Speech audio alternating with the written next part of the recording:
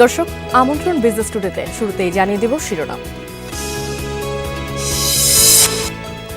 অনিশ্চিত মার্কিন বাণিজ্য চুক্তির ভবিষ্যৎ, পরিশোধ করা বাড়তি শুল্ক ফিরে পেলেও নতুন সিদ্ধান্তের স্থায়িত্ব নিয়ে দুশ্চিন্তায় ঢাকা।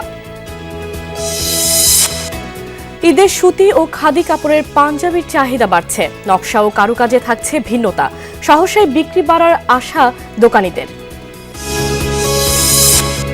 রমজান মাসে মুসলিম বিশ্বে মূল্যস্ফীতির ঊর্ধ্বমুখী ধারা, খাবারের চাহিদা বেড়েছে 20 থেকে 30%।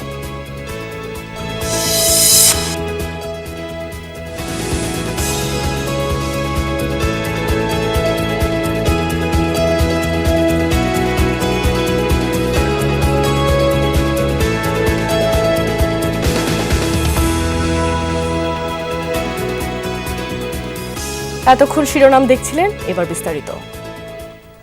যুক্তরাষ্ট্রের শুল্ক আরোপ নিয়ে তৈরি হয়েছে সংকট। নতুন করে ধার্য করা 15% শুল্কায়ন কতটা স্থায়ী হবে তা নিয়েও আছে দুশ্চিন্তা। বাণিজ্য চুক্তির ভবিষ্যৎ কি হবে সেটাও জানে না কেউ। বিশ্লেষকরা বলছেন, পারস্পরিক শুল্ককে কেন্দ্র করেই বাণিজ্য চুক্তি করে যুক্তরাষ্ট্র। তাদের প্রশ্ন, যদি সেই শুল্কই বাতিল হয় তাহলে বাণিজ্য চুক্তি কেন? বাণিজ্য সচিব জানান, চূড়ান্ত সিদ্ধান্ত এখনো নেওয়া হয়নি, তবে বাণিজ্য চুক্তির এখন আর কার্যকারিতা নেই, বাতিল হবার সম্ভাবনাই বেশি। শুল্ক ইস্যুতে গেল বছরের এপ্রিল মাসে বিশ্বজুড়ে ঝড় তোলে যুক্তরাষ্ট্র সরকার। 157টি দেশে আরোপ করা হয় রেসিপ্রোকাল ট্যারিফ বা পারস্পরিক শুল্ক।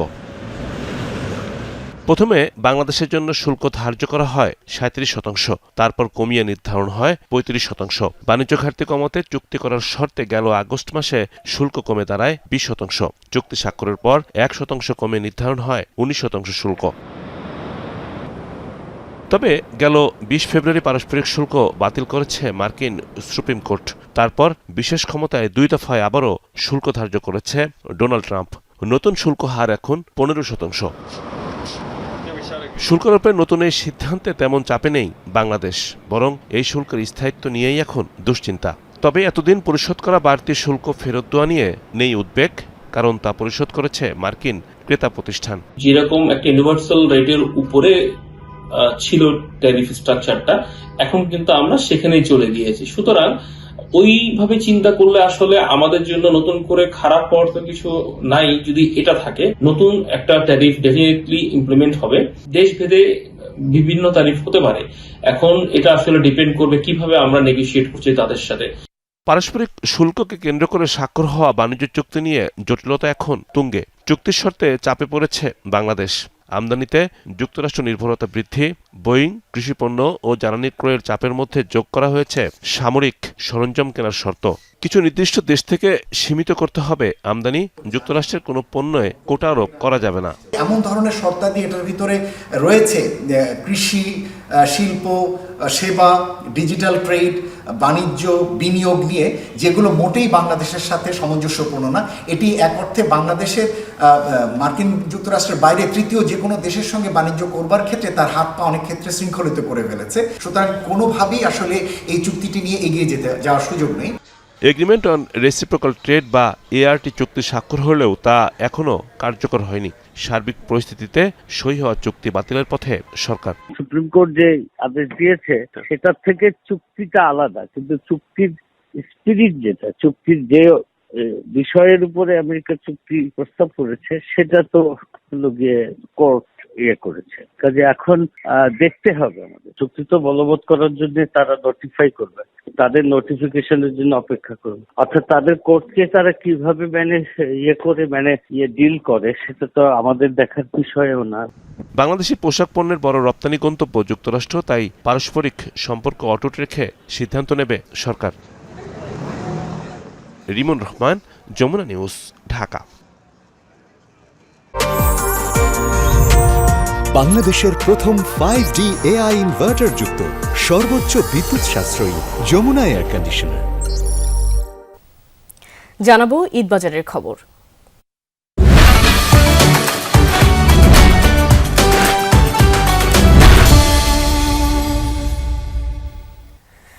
ঈদ কিংবা অনুষ্ঠান, পুরুষদের কাছে পাঞ্জাবি সেরা। বছর ঘুরলেই ফ্যাশনেও আসে পরিবর্তন। পাঞ্জাবির নকশায় আনা হয় বৈচিত্র্য। তবে এবারের ঈদ গরমে হওয়ায় বাজারে সুতি ও খাদি কাপড়ের পাঞ্জাবির চাহিদা বেশি। দাম নিয়ে অভিযোগ অনুযোগ থাকলেও ঈদের আনন্দ মাটি করতে চান না কেউই। আগামী সপ্তাহ থেকে পাঞ্জাবির বিক্রি বাড়ার আশা বিক্রেতাদের।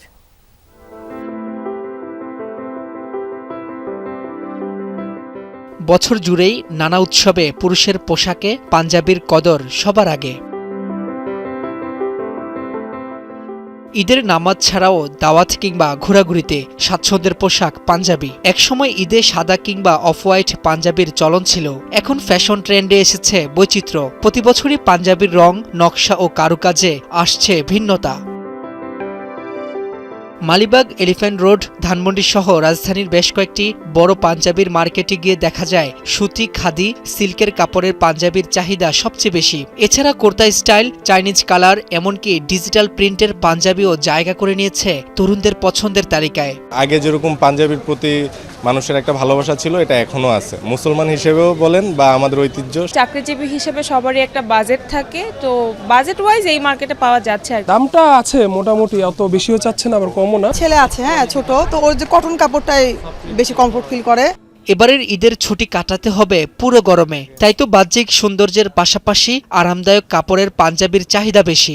দাম নিয়েও রয়েছে ক্রেতাদের মিশ্র প্রতিক্রিয়া। 500 থেকে 10,000 টাকার দামের পাঞ্জাবিও রয়েছে ঈদ বাজারে। কাস্টমাররা বেসিক্যালি কটনের মধ্যে বেশি পছন্দ করছে গরমের জন্য।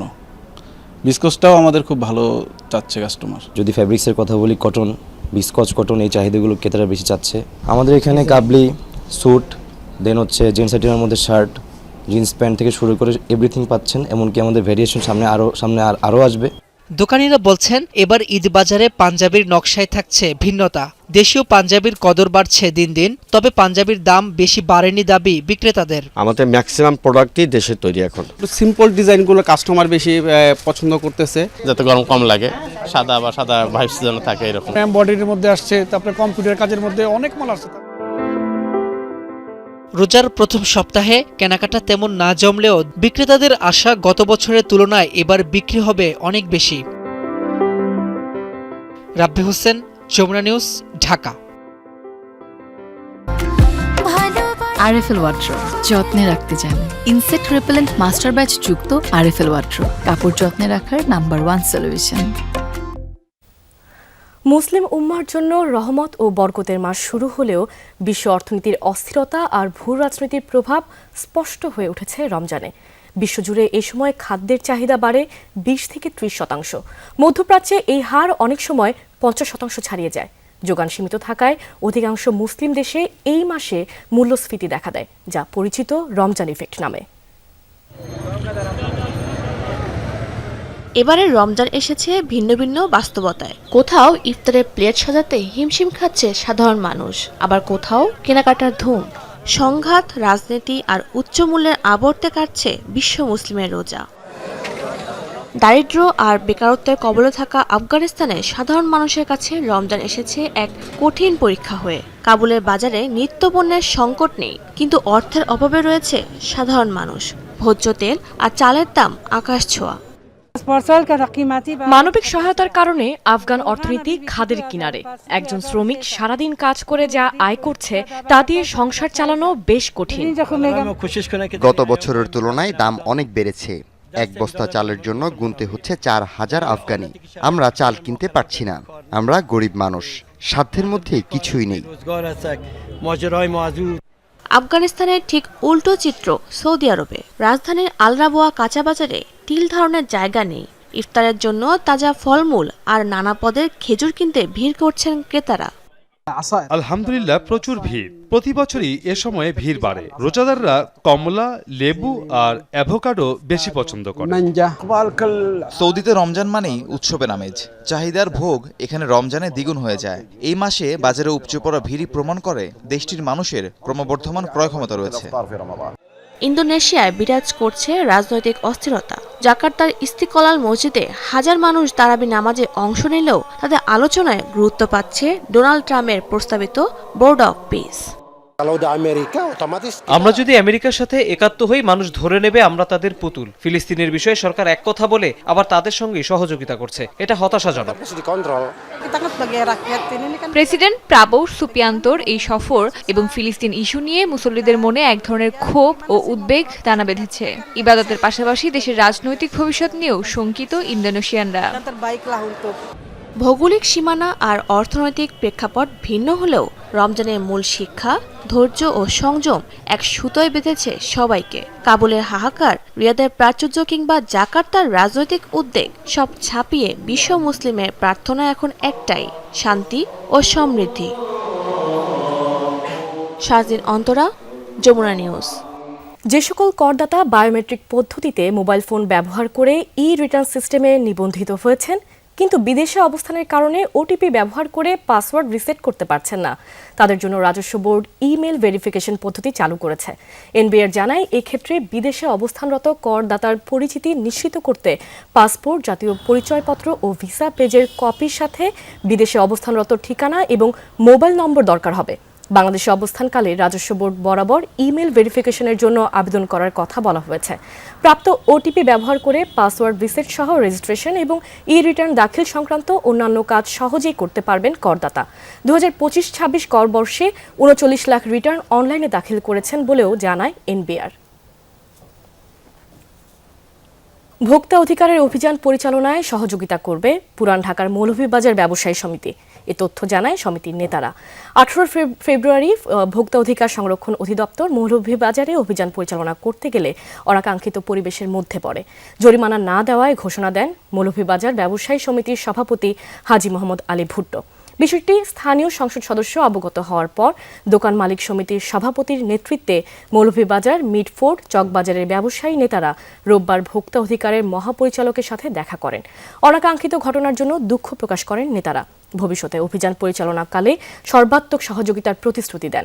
প্রেস বিজ্ঞপ্তিতে জানানো হয়, সৌহার্দ্যপূর্ণ আলোচনা শেষে ভুল বোঝাবুঝির অবসান ঘটেছে।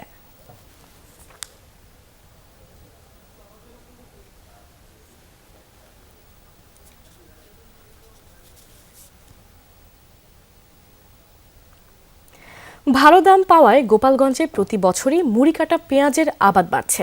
কৃষি বিভাগ বলছে, অসময়ে এই জাতের দাম ভালো পাওয়ায় কৃষকরা পেঁয়াজ চাষে ঝুঁকছে। কৃষি বিভাগও তাদের নিয়মিত পরামর্শ ও প্রণোদনা দিয়ে যাচ্ছে। বিঘা প্রতি ফলন পাওয়া যাচ্ছে 100 থেকে 120 মণ পর্যন্ত। রোদ ঝলমলে সকালে মাঠ জুড়ে ব্যস্ততা, সারিবদ্ধভাবে পেঁয়াজ তুলছেন শ্রমিকরা। ফলন ভালো হওয়ায় সবার মুখেই আনন্দের হাসি। গোপালগঞ্জে সাধারণত হালি পেঁয়াজের আবাদ হয়, তবে গেল কয়েক বছরে মুড়ি কাটা পেঁয়াজ চাষে অধিক লাভবান হওয়ায় কৃষকরা এখন সেদিকেই ঝুঁকছে। জানান, নামমাত্র সার ব্যবহার হওয়ায় খরচও পড়ে কম। বিঘা প্রতি 100 থেকে 120 মণ ফলন মিলছে। ভালো দাম দিয়ে জমি থেকেই ফসল কিনে নিচ্ছে পাইকাররা। সব খরচ বাদ দিয়ে বেশ লাভবান হচ্ছেন কৃষক। জমি থেকে নিয়ে গেছে 1800 টাকা করে বিক্রি করছি মন প্রতি মন। গাড়ি আসবে এই জায়গায়, আমাদের এই জায়গা থেকে নিয়ে যাবে। আলহামদুলিল্লাহ বছর হিসেবে আর কি ভালো দাম আলহামদুলিল্লাহ। 2.5 থেকে 3 মাসের ভিতরে আর কি উঠানো যায়। যে পরিমাণ ফলন, আগামীতে ইনশাল্লাহ আরো বেশি করে আমাদের পেঁয়াজ লাগানোর ইচ্ছা। পেঁয়াজ চাষ বাড়ায় আর্থিকভাবে স্বাবলম্বী হচ্ছেন স্থানীয় নারী শ্রমিকরাও। আমাকে পারিশ্রমিক দেয় 250 টাকা, আর আমরা সকাল 8টায় আসি, 1টায় যাই। তো এটা আমাদের সংসারের জন্য খরচ করি, ছেলে মেয়েদেরকে পড়ালেখা করালেও তার জন্য এটা খরচ করতে পারি। 50 টাকা 40 টাকার মন দেয়, আবার পেঁয়াজ দেয় খাওয়ানোর। কৃষি কর্মকর্তা জানান, মুড়ি কাটা পেঁয়াজ চাষে উদ্বুদ্ধকরণের পাশাপাশি চাষিদের নিয়মিত পরামর্শ ও প্রণোদনা দিচ্ছেন তারা। আমাদের কৃষকরা এই মুড়ি কাটা পেঁয়াজটা করে অনেক লাভবান হচ্ছেন। আমরা মাঠ পর্যায়ে আমাদের উপসহকারী কৃষি কর্মকর্তা এবং আমরা মাঠে যাচ্ছি, আমরা আমাদের কৃষকদেরকে পরামর্শ দিচ্ছি এবং আমরা আশা করছি ভবিষ্যতে যেহেতু কৃষক লাভবান হচ্ছে, এই মুড়ি কাটা পেঁয়াজ গোপালগঞ্জে ব্যাপকভাবে বৃদ্ধি পাবে। চলতি মৌসুমে জেলার 4130 হেক্টর জমিতে মুড়ি কাটা পেঁয়াজ আবাদ হয়েছে। সাইফ আহমেদ, যমুনা নিউজ। বিজনেস টুডেতে আরেকটা বিরতি নিচ্ছি, আমাদের সাথেই থাকুন।